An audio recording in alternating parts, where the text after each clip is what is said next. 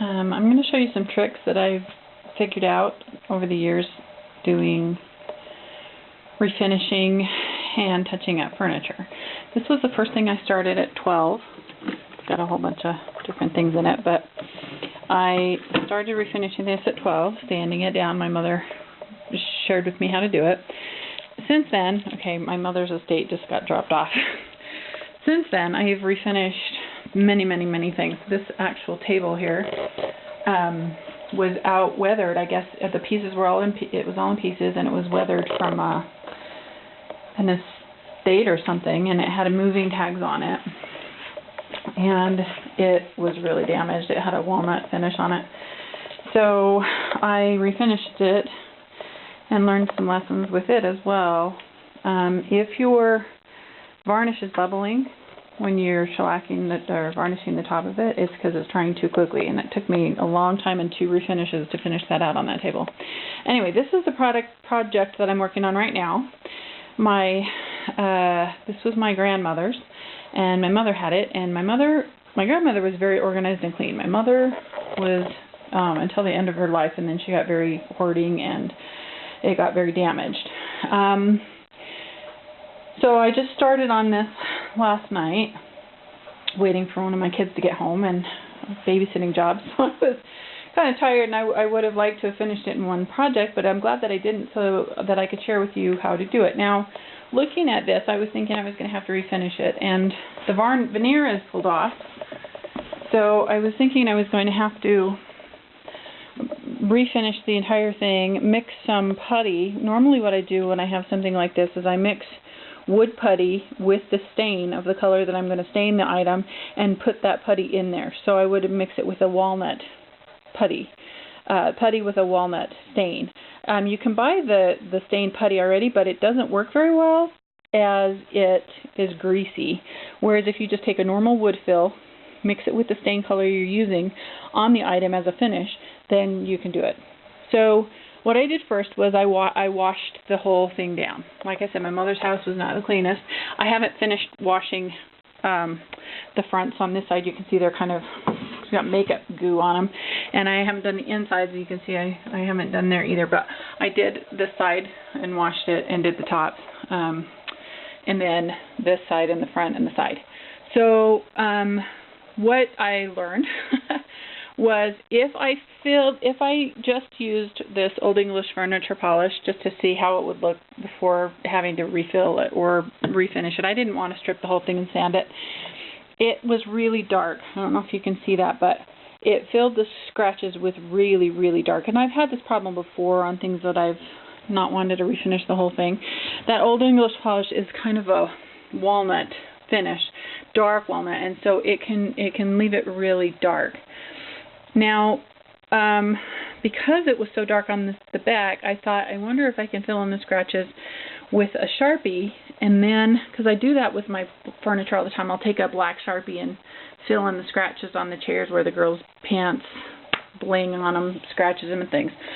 So you can check out my blog, The Secret is Gratitude, and see how I do that with the black Sharpie. I refill stuff all the time, scratches on black furniture, and even the cheap Walmart version of the black ones.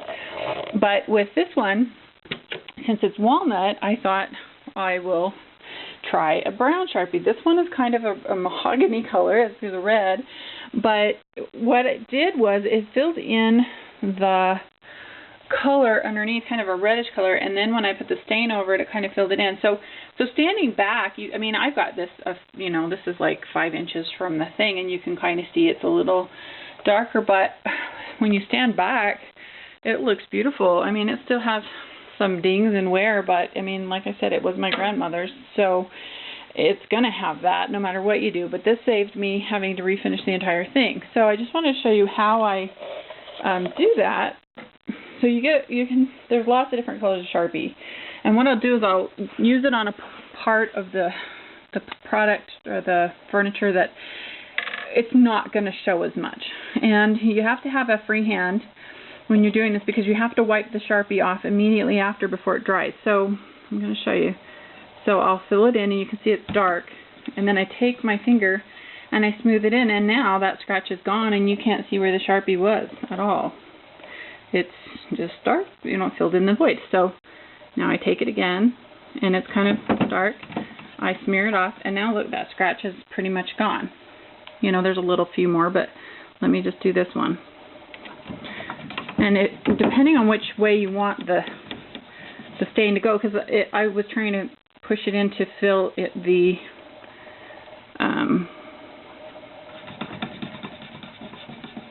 scratch on the other angle. So I will rub my finger at the angle that I want to fill in so that some of the ink might come off of my finger and actually fill in. Now, I love the way the handles came out.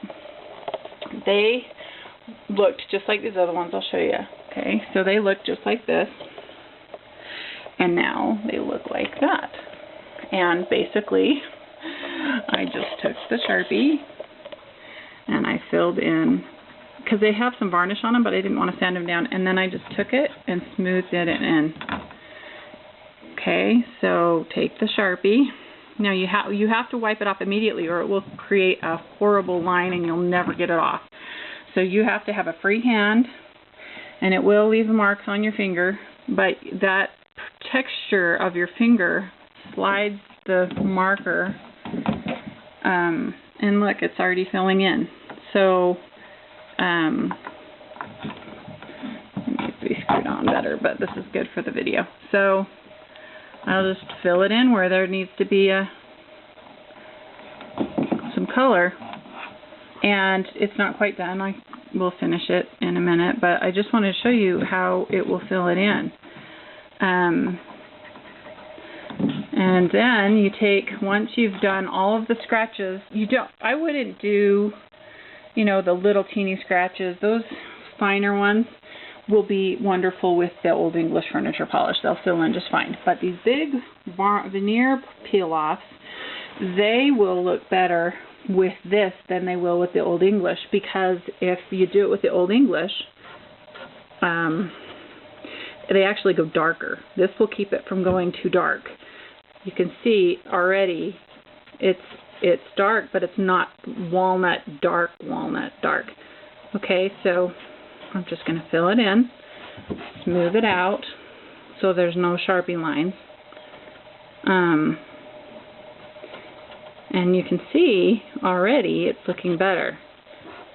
Once I polish the entire piece of furniture with the Old English, then it will match a little bit better. It's darker right now than the surrounding wood because the wood hasn't been polished probably since my grandmother died 20 years ago, 15 years ago. So just fill it in, wipe off any lines that get on the wood. You don't want it on the wood darker.